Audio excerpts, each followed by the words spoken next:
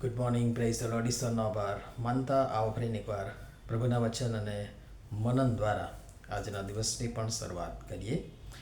પ્રભુનું વચન કહે છે, વળી સત્યનો અભાવ છે અને દુષ્કર્મોથી દૂર રહેનારો લૂંટાય છે. યહોવાએ જોયું કે કંઈ ઇન્સાફ નથી, એ તેમની દ્રષ્ટિમાં માઠું લાગ્યું. તેમણે જોયું કે કોઈ માણસ નથી ને કોઈ મધ્યસ્થ નથી. તે જોઈને તે વિસ્મય પામ્યો ને તેણે પોતાને સારું પોતાને જ હાથે તારણ સાધ્યું અને તેનું પોતાનું ન્યાયપણું તેનો આધાર થયું. યશાયા પ્રબોધકનું પુસ્તક તેનો 59મો અધ્યાય 15-16 કલમ. આજનો વિચાર.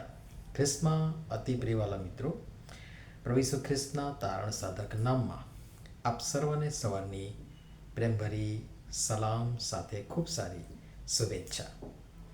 કલમ 15માં કહ્યું છે તે મુજબ પહેલી બાબત સત્યનો અભાવ છે.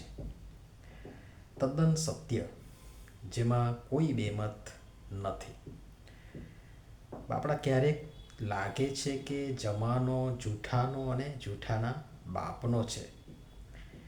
બીજી બાબત, દુષ્કર્મોથી દૂર રહેનારો લૂંટાય છે.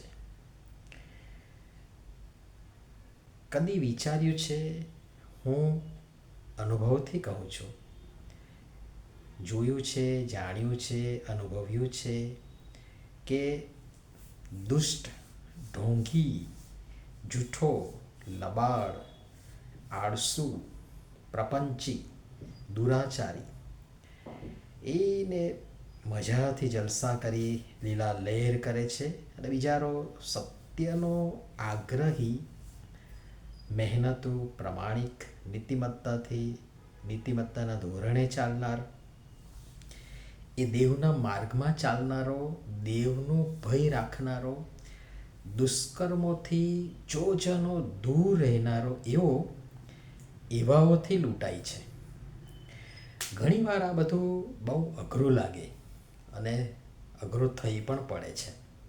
પણ ધીરજ, સહન શક્તિ, વિશ્વાસ, આશા, પ્રામાણિકતા અને અંત સુધી, જીવનના શ્વાસ સુધી ટકી રહેવામાં જે મજા છે અને ત્યાર પછી મળનાર જે આનંદ છે, લાભ છે, એની તોડે સાહેબ આ જગતની નાશવંત ક્ષણિક મોજ મજા, મસ્તી, જલસા, રતિભાર પણ નથી. હા, જીવ બળે. મારું વાલું, હું આટલું સાચવું, સંભાળું, નીતિમત્તાથી ચાલું, નિયમથી ચાલું, બધું કરું ને તો પણ 12 સાંધોને 13 તૂટે એવી હાલત ને પરિસ્થિતિ. અને પેલો જો મારો બેટો દુનિયાના તમામ પાપ ને દુરાચાર ને અપરાધ ને ગુના ને દુષ્કર્મો એને મજેથી કરીએ જાય છે અને જલસા કરે છે.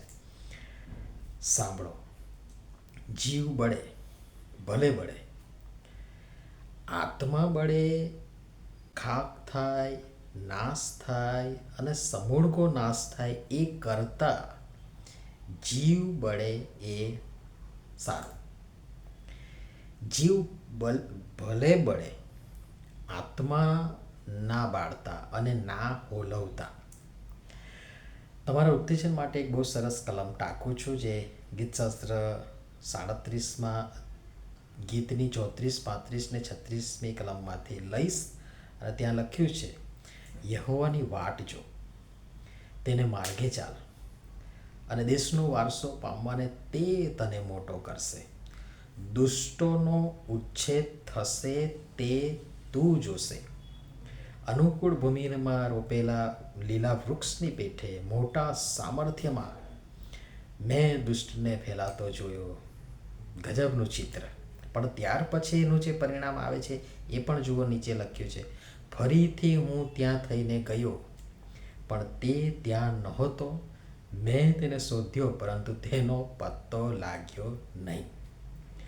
અને માટે વિશ્વાસ, ધીરજ, આશા સાથે દેવના માર્ગમાં વૃદ્ધિ પામીએ અને હવે આવી પરિસ્થિતિમાં દેવબાપ જુએ છે કંઈ ઇન્સાફ નથી, જે તેમને દ્રષ્ટિમાં માઠું પણ લાગ્યું.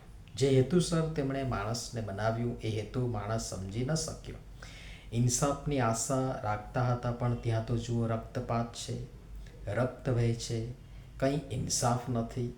તેમણે જોયું કે કોઈ માણસ નથી. આવડી આ દુનિયા, કરોડો માણસ, પણ દેવને એવો કોઈ માણસ ન મળ્યો. કેવી કરુણતા, કેવી કેવી દારૂણ પરિસ્થિતિ. કોઈ મધ્યસ્થ નથી. કેવી વિટંબણા. ને આવી પરિસ્થિતિમાં તેમણે પોતાને સારું, પોતાને હાથે તારણ સાધ્યું, કારણ કે આપણ માણસોમાં તો એવી ક્ષમતા હતી જ નહીં. અને તેથી તેમનું પોતાનું ન્યાયપણું તેમનો આધાર થયું. આજે પણ આ જ હાલત છે. ક્યાં છે માણસ? ક્યાં છે ઇન્સાફ? ક્યાં છે મધ્યસ્થ? દેવ બાપ તેમની અખૂટ કૃપામાં આજે પણ તેમના લોકને માણસની લાયકાત કે હેસિયતથી નહીં, પણ તેમની એટલે કે દેવની કૃપામાં તારી રહ્યા છે. હે માણસ, હવે તો સમજ. ક્યાં સુધી એવા એ મહાન તારણ જે દેવે આપણા માટે સાધ્યું ને પ્રભુ ઈસુમાં સિદ્ધ કર્યું એ વિશે બેદરકાર રહીશું તો સી રીતે બચીશું? પ્રભુ સમજવા આપણ સર્વની સહાયતા મદદ કરે. નમીએ પ્રાર્થના કરીએ. પ્રેમાળ પિતા, આપના વચનોમાં રહેલ આપની માણસો પ્રત્યેની લાગણી અને ઈચ્છાને સમજવા અને તેને પૂરી કરવા, અમારી જાતને આપના હાથમાં રાખવા, ઉપયોગી પાત્ર બનવા કૃપા કરીને અમારી સૌની તમે સહાય તથા મદદ કરો. પ્રભુ ઈસુના નામમાં આમેન. ધન્યવાદ.